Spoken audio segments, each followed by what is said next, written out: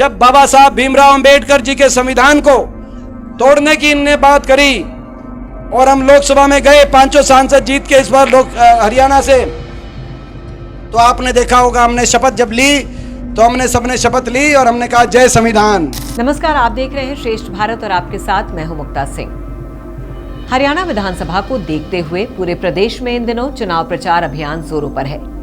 तमाम राजनीतिक दल अपने अपने वोटर्स को लुभाने में लगे हुए हैं और इसी के चलते गुरुवार को सांसद दीपेंद्र हुड्डा राई विधानसभा क्षेत्र से कांग्रेस प्रत्याशी जय भगवान अंतिल के समर्थन में वोट मांगने पहुंचे और कई जनसभाओं को भी संबोधित किया। इस दौरान उन्होंने जमकर भाजपा पर हमला बोला और कहा कि प्रदेश में कानून व्यवस्था का जनाजा निकल चुका है। इस सरकार ने पूरे हरियाणा को लाइनों में लगा दिया है और युवाओं को 5 साल से तारीख पर तारीख मिल रही है।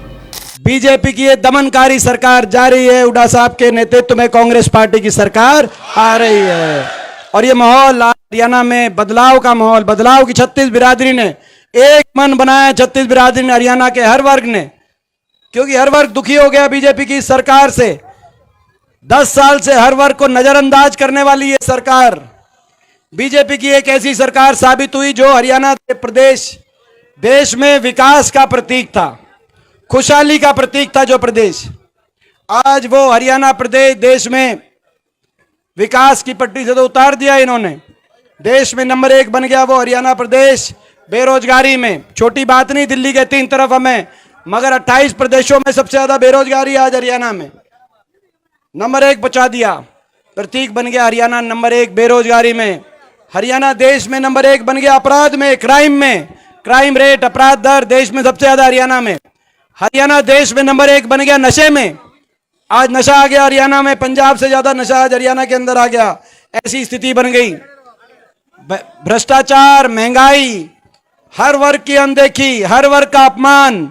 10 साल की एक खट्टर सरकार, ऐसी विफल सरकार देश के इतिहास में काले अक्षरों में लिखी जाने वाली सरकार साबित होगी, जिस सरकार ने और सरकार के मुखिया ने किसी वर्ग का मान सम्मान ना किया। 10 साल तक हर व्यक्ति को उलझा दिया, हरियाणा के नागरिकों को उलझा दिया, कहीं आईडीओ में उलझा दिया, कहीं फैमिली आईडी में उलझा दिया, कहीं प्रॉपर्टी आईडी में उलझा दिया, कहीं पोर्टल में उलझा दिया, कहीं अपने कागज ठीक कराओ और अफसरों के चक्कर काटो, यही है ना भाई।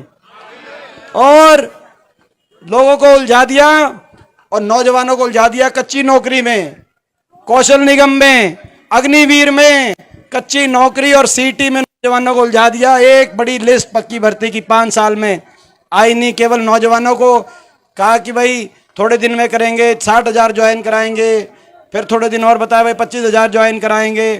जैसे वो सनी देओल की पिक्चर आई थी दामिनी, तारीख पे तारीख, तारीख पे तारीख, तारीख पे तारीख। तो हरियाणा के नौजवानों को 5 साल से मिली तारीख पे तारीख, तारीख पे तारीख। कांग्रेस पार्टी की सरकार बनते ही जो 2 लाख सरकारी पद इस सरकार में वैकेंट पड़े हैं, उन 2 लाख पदों पे मेरिट पर और समयबद्ध रूप से हरियाणा के नौजवानों को मिलेगी ज्वाइनिंग पे ज्वाइनिंग, ज्वाइनिंग पे ज्वाइनिग, ज्वाइनिंग पे। दीपेंद्र हुड्डा ने आगे कहा कि व्यापारियों ने उन्हें बताया कि बदमाश उनसे करोड़ों रुपयों की फिरौती मांग रहे हैं। नए नए गैंग, अंडर एज शूटर तेजी से उभर गए हैं। कब कहां गोली चल जाए या फिरौती की कॉल आ जाए, कोई भरोसा नहीं। भाजपा राज में प्रदेश अपराधियों की शरण स्थली बन गया है। हरियाणा के नौजवान बेरोजगारी से हताशा, हताशा से नशा और नशे से अपराध के चंगुल में फंस रहे हैं। बेरोजगारी अपराध और नशे की जननी है। प्रदेश में बदहाल कानून व्यवस्था के कारण ही हरियाणा से कई कंपनीज पलायन कर गई हैं। दीपेंद्र हुड्डा ने याद दिलाया कि पूर्व मुख्यमंत्री मनोहर लाल खट्टर ने सार्वजनिक तौर पर कहा था कि उनकी सरकार हर किसी को सुरक्षा नहीं दे सकती। जाहिर है, जब सरकार ही अपराधियों के आगे नतमस्तक हो जाए तो अपराध कैसे रुकेगा। इसके आगे सांसद ने कहा कि ये सरकार गरीब और किसान विरोधी है। गरीब आदमी की सारी स्कीम बंद कर दी इन्होंने। गरीब एक ऐसी सरकार निकली, ऐसी गरीब विरोधी सरकार, गरीब की सारी स्कीम बंद कर दी सरकार ने। 100-100 गज के प्लॉट की स्कीम पे बैन लगा दिया खट्टर साहब ने आते ही। गरीब के मकान आते थे पहले। मैं पूछना चाहता हूं कितने गांव के लोग यहां पे हैं भाई, मकान आए गरीब आदमी के? कितने मकान आए बताओ, आप किसी गांव में आए हो? मकान नहीं आए। राशन डिपो पे हमारे समय दाल, चीनी, तेल लेकिन राशन डिपो पे भी 10 साल तक गरीब आदमी की स्कीम्स बंद करके गरीब का भी शोषण, युवाओं का भी शोषण। किसान के साथ क्या बनी मुझे बताने की जरूरत नहीं है। 750 किसानों की जान की कुर्बानी लेने वाली अगर कोई सरकार देश के इतिहास में किसी सरकार का नाम लिखा जाएगा जिस सरकार में 750 किसानों की जिसका सरकार ने आहुति ली हो, 750 किसानों के घर उजाड़े हों, तो बीजेपी सरकार का नाम आएगा। ये कैसी सरकार सा बात नहीं मानते किसान की, बात नहीं मानते किसान की, लेकिन कम से कम सहानुभूति के 2 शब्द, दया का कोई भाव तो दिल में होना चाहिए था। कम से कम एक लाइन बोल देते। कितने घर उजड़ गए, किसी का बेटा था, किसी का घरवाला था, किसी का बाप था, किसी का भाई था, हमें दुख है, लेकिन एक शब्द दुख का भी इनने बोला नहीं। इसके बाद दीपेंद्र हुड्डा ने संविधान से लेकर सरपंचों तक कई मुद्दों पर हरियाणा सरकार को आड़े हाथों लिया और नारा दिया, ये तोड़ेंगे और हम जोड़ेंगे। सुनिए। जब बाबा साहब भीमराव अंबेडकर जी के संविधान को तोड़ने की इनने बात करी और हम लोकसभा में गए, 5 सांसद जीत के इस बार हरियाणा से, तो आपने देखा होगा हमने शपथ जब ली तो हमने सबने शपथ ली और हमने कहा जय संविधान। कहा था कि नहीं कहा था? और जब हमने कहा जय संविधान तो बीजेपी तिलमिलाई थी कि नहीं तिलमिलाई थी? और बीजेपी के स्पीकर, बीजेपी से सांसद जो स्पीकर है हमारे माननीय स्पीकर महोदय का, वहीं लोकसभा के अंदर उन्होंने ये कहा था कि नहीं कहा था कि जय संविधान नहीं बोलना चाहिए? और जब उन्होंने कहा तो 550 सांसदों में अकेला आपका बेटा खड़ा हो गया था कि नहीं हो गया था जय संविधान नारे पे? ये ताकत है आपकी, ये ताकत है कश्मीर से कन्याकुमारी तक आपका बेटा अकेला खड़ा हो गया कि संविधान के नारे पे आंच नहीं आएगी।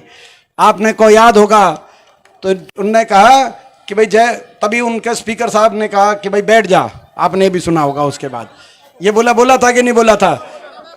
मैं उनको बताना चाहता हूं, आप कहते हो बैठ जाओ, लेकिन जय संविधान नारे की गूंज को हरियाणा में नहीं बैठने देंगे। आज हम कहना चाहते हैं जय जवान जय किसान का प्रदेश होता था हरियाणा। आपने ऐसी स्थिति बना दी, ना तो जवान जय जवान छोड़ा अग्निवीर ले आए, ना जय किसान छोड़ा, ना मजदूर छोड़ा हरियाणा में, ना नौजवान छोड़ा, कोई वर्ग नहीं छोड़ा। आज ऐसा इन्होंने हाल बेहाल कर दिया। और हर वर्ग का अपमान। कर्मचारी ओल्ड पेंशन स्कीम के ले गए, उन पे लाठीचार्ज। सरपंच, नए सरपंच बने थे, नए ताजे सरपंच बने थे और सिंगर के चंडीगढ़ गए थे कि अपनी मांगे लेके जाएंगे। भाई मारी क्या पता, पूछो। सरपंचों के भी चंडीगढ़ जाते उड़े। और आपने देखा, और तो कहने का मतलब हर व्यक्ति का अपमान। हमारी बेटियों के साथ क्या हुआ मुझे बताने की जरूरत नहीं। हमारी बेटियों के साथ कितना अपमान हुआ। शायद ये देश में अपनी दुश्मन की बेटी की भी इज्जत को अपनी बेटी की इज्जत मानते हैं, लेकिन 6 महीने तक FIR नहीं किया दिल्ली पुलिस ने। 6 महीने तक दिल्ली की सड़कों पे घसीटा। और सहानुभूति नाम का एक लेश भर भी इस सरकार में दया का भाव नहीं किसी भी नागरिक के लिए, 36 बिरादरी के लिए। केवल इन्होंने आपस में भाई को भाई से उलझाने का काम किया, काम कुछ किया नहीं हरियाणा में। और इसीलिए हमारा नारा है, जो राहुल जी ने भी बात कही, वो ये हमारा नारा है कि ये तोड़ेंगे और हम जोड़ेंगे। भाई इस नारे में सारे साथ मिलके एक बार ये नारा लगाना भाई, ये तोड़ेंगे और हम जोड़ेंगे। देखो अंदर से आवाज आती है, क्योंकि ये इंसानियत का नारा है, ये भगवान का नारा है। 36 बिरादरी की आपस में प्यार में जो शक्ति है, उसी से आगे बढ़ सकते हैं हम। अपनी जनसभाओं में उमड़ी भीड़ से गदगद होकर सांसद दीपेंद्र हुड्डा ने बड़ी घोषणा करते हुए कहा कि कांग्रेस सरकार आने पर कर्नाटक, हिमाचल की कांग्रेस सरकार की तर्ज पर महिलाओं को शक्ति देने के लिए महालक्ष्मी योजना के माध्यम से 2000 रुपए और 500 रुपए में रसोई गैस सिलेंडर देंगे। सामाजिक सुरक्षा को बल देने के लिए बुजुर्गों, दिव्यांगों, विधवाओं को 6000 रुपए पेंशन देंगे। कर्मचारियों के लिए ओल्ड पेंशन स्कीम बहाल होगी। भर्ती विधान के तहत 2 लाख युवाओं की पक्की भर्ती होगी। हरियाणा को नशा मुक्त बनाएंगे। इतने 10 साल का संघर्ष, 10 साल की लड़ाई, उसकी अग्नि परीक्षा अब आपको देनी है। ये मौका आपके पास, आपके दरवाजे पे आया है, इस मौके को मत चूकना, क्योंकि अभी नहीं तो कभी नहीं। तो ये छत्तीस बिरादरी एक सरकार बनेगी, छत्तीस बिरादरी के हक के लिए हम कदम बढ़ाएंगे। पहली कलम से अपनी माताओं और बहनों के लिए 2000 पेंशन करने का काम करेंगे। 2000 पेंशन, जो बुढ़ापा पेंशन से कम की माता बहन है, आप समझ गए, जो बुढ़ापा पेंशन तो सबकी, मगर 60 साल से कम की माता और बहनों के लिए 2000 पेंशन। पहली बार ऐसा काम होगा कि भाई माता और बहनों के लिए। तो ये देखना भाई, ये देखना भाई, ये क्या मामला है। ये मैं कह रहा हूं माताओं बहनों के लिए पेंशन। विनोद कौशिक जी नारा लगा रहे, भाई दीपेंद्र हुड्डा, घर जाके लड़ाई मत लड़ना भाई, कहते घर जाके लड़ाई ये सीधा अकाउंट में जाओगा भाई, मैं बताऊं मैं। हाँ ना, ये बात क्लियर करनी चाहिए जी, मैं बताऊं ना इसका कहते घर जाके कहते ये है माताओं बहनों के लिए। और 60 साल से ऊपर के लिए हम अपने बड़े बुजुर्गों को देश में सर्वाधिक, दिल्ली से भी ज्यादा 6000 बुढ़ापा पेंशन कराने का हरियाणा में काम करें। केजरीवाल की तर्ज पर चलते हुए कांग्रेस सांसद ने हर परिवार को खुशहाली देने के लिए 300 यूनिट बिजली फ्री और 25 लाख रुपए तक के मुफ्त इलाज की सुविधा देने का वादा भी कर दिया। लेकिन वादे पूरे कैसे करेंगे ये तो वही जाने।